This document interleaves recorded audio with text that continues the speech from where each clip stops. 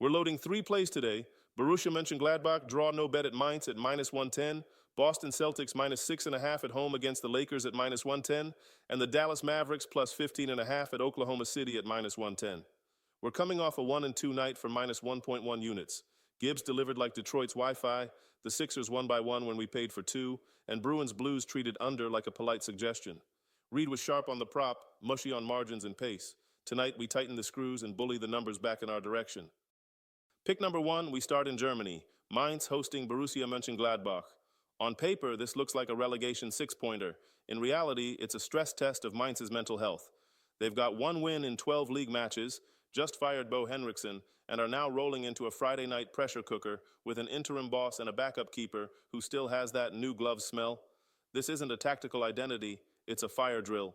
The pressing system is gassed, the defensive rotations are late, and the passing under pressure looks like everyone's controller disconnected at once. Gladbach, on the other hand, finally found a grown-up in charge. Under Polanski, they've tightened the shape, stopped gifting high-value transitions, and quietly stacked competent performances. A solid win over St. Pauli, a grown-up 0-0 against Leipzig, and 12 straight Bundesliga minutes of nope before a rotated cup exit. Offensively, they're banged up, but that actually fits the script here. This profiles as a low-event slog where one mistake, one set piece, or one Tabakovic forehead decides it.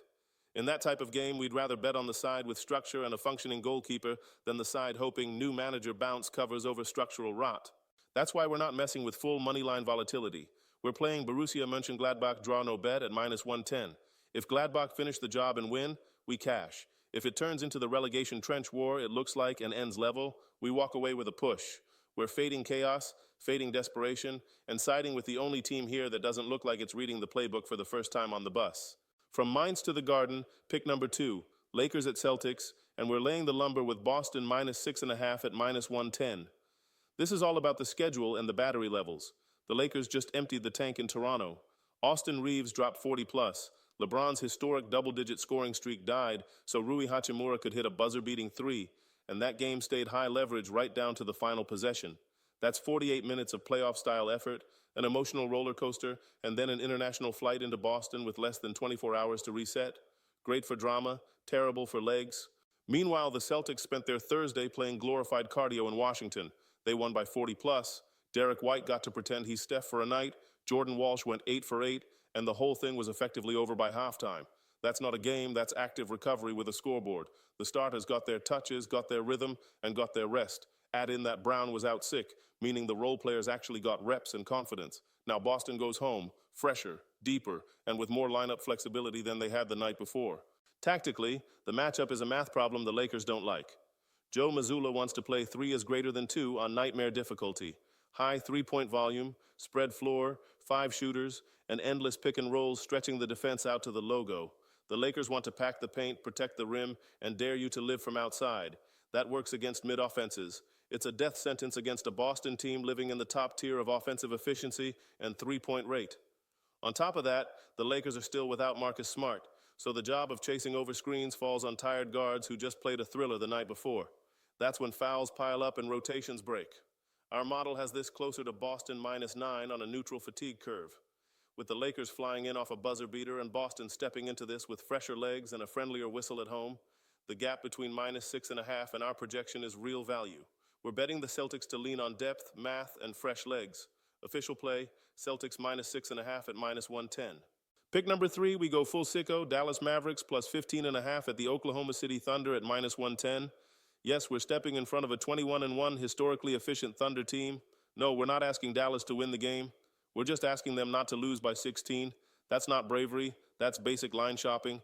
Spreads this big are rare for a reason. Once you get into the mega favorite zone, books aren't just pricing team strength, they're pricing human emotion. Public bettors love laying a huge number with a juggernaut that's been on every highlight reel for 2 weeks, so the spread gets inflated by 1.5 to 3 points above the true power rating. That's exactly the neighborhood we're in. Oklahoma City has been a defensive cheat code, but even cheat codes misfire when you factor in schedule and psychology. Look at the context. The Thunder are coming off a high-intensity national game against the Warriors. Beating Golden State on primetime isn't just a win, it's a dopamine dump. Now they come home, massive favorites, against a Dallas team everyone wrote off a month ago. That is classic, we'll get our lead in coast territory. The Mavs, meanwhile, have quietly moved from clown show to functional basketball team.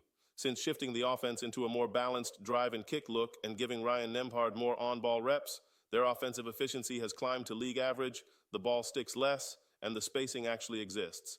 The market is still pricing November's mess, not December's trajectory. Defensively, we're not pretending Dallas is suddenly a lockdown unit. This handicap isn't Dallas is good, it's Dallas is good enough to score into garbage time. The cover script writes itself.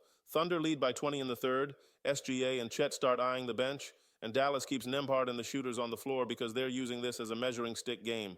Oklahoma City wins comfortably, but the final looks more like 122 to 110 than 135 to 105. Our numbers put Dallas's cover probability firmly above the break-even point at minus 110, so we embrace the variance, trust the math, and hold our nose. Official play, Dallas Mavericks plus 15.5 at minus 110. We're not betting against the Thunder. We're betting against the idea that they need to murder everyone on the schedule to keep the hype going. To recap the card, Borussia Mönchengladbach draw, no bet at minus 110, Boston Celtics minus 6.5 at minus 110, and the Dallas Mavericks plus 15.5 at minus 110. Yesterday we got paid on the prop and punished on margin and pace. Tonight we let the edges do the talking and try to turn sharp reads into sharp results.